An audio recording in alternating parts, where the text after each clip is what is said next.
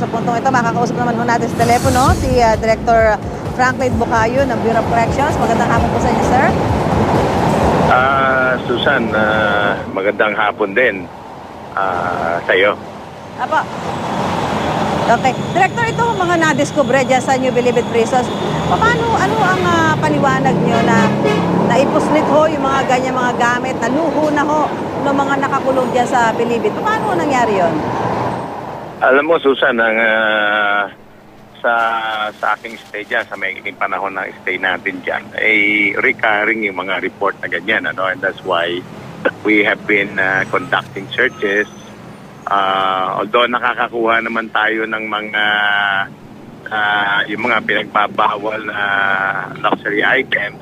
Actually, naka-recover tayo ng 72 air-conditioned yan before the operation. But it appears na meron pa rin mga nagre-report at maraming nagtatabi niyan. So, yung operation na kinonduct natin, yun ang validate ngayon yan na meron nga. Ngayon, yung katanungan, paano na nagkaroon at nakapasok yan? Obviously, dumaan ito sa mga daanan natin, sa mga gates natin, and yan nga ang ating pagtutuunan din at who may be responsible for it. Sir, doon sa panahon ho nandiyan kayo, no? Nagkaroon ho ba ng pagkakataon na nagkakaroon ho kayo ng pag-i-inspeksyon, lalong-lalo na sinasabi, pinayagan naman ho yung pagtatayo ng kubol, mag-i-inspeksyon ho para makita kung ano ho yung mga inilalagay nilang mga gamit dyan sa loob? Tama yun.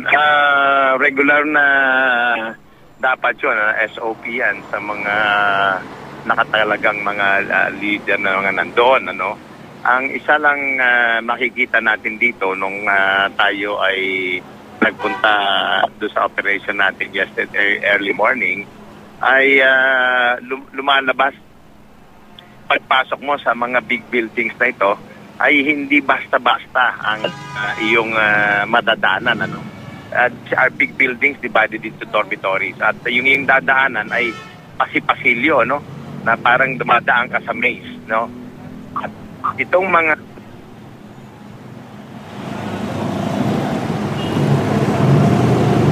So, hello, Director? Oo. Ang sinasabi ko rito, Susan, karamihan dito sa mga nakita natin na pinuntahan natin, ang mga kubol nito, yung kanilang mga tinutuluyan ay nasa malalayong lugar sa mga kasulok-sulukan at mga tago.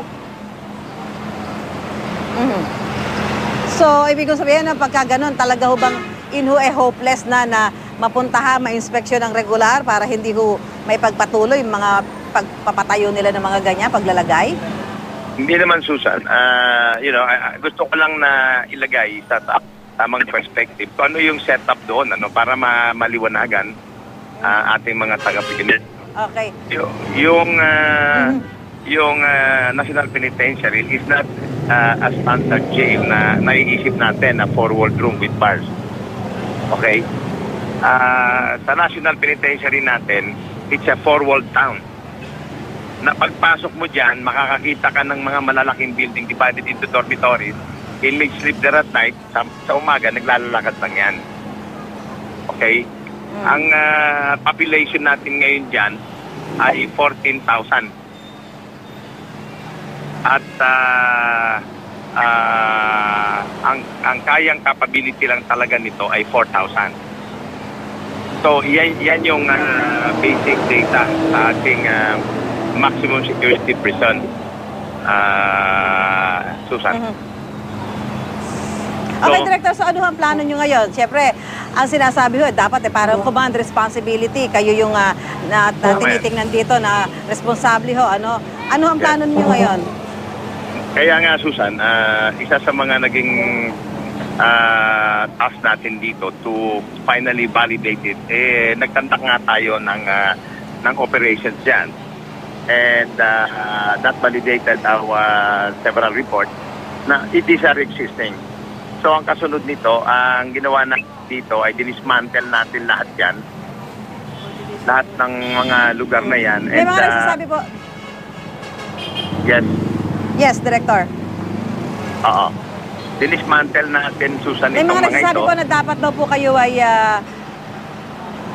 kayo ay alisin sa pwesto. Ano ho masasabi niyo doon, Director? Ako ay I work the pleasure of the secretary. Wala namang problema doon. Ang punto ko lang, ito ay nangyari sa panahon natin. Tayo ang nagplano rito, tayo ang gumawa nito. No? Sasabi ko lang dito, if there is a great blunder sa trabaho mo or there is a inaction or negligence, probably that is a ground. You know? I will not stay a minute longer. No?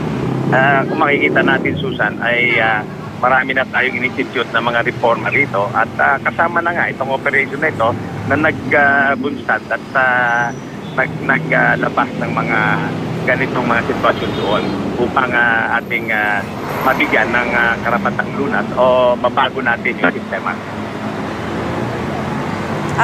So sinasabi niyo po, ito Director, kayo ho kasama sa mga nagplano dyan. Bakit hindi ho, bago pa na itayo yan at nailagay yan, sana inoperate na? Alam nyo, kaya nga, ito kasi kaya nga kinikwento ko nga sa inyo, sinasabi ko nga sa iyo, Susan, na itong lugar na ito ay hindi madaling mapuntahan. Ano? Kung ikaw ay pupunta ron at hindi ka na-guide, baka hindi mo marating eh. Marami tayong mga kasamang media kahapon na pumunta ron at sila magpapatunay na ito ay mga nasa kaduluduluhan at kasulok-sulukan ng mga lugar na ito. Kaya ito nga ang ating pinagtuunan yan. Kasama natin, nagtayo tayo ng interagency coordinating group na naglungsad nito dahil medyo maselan ang ating ginawang operation.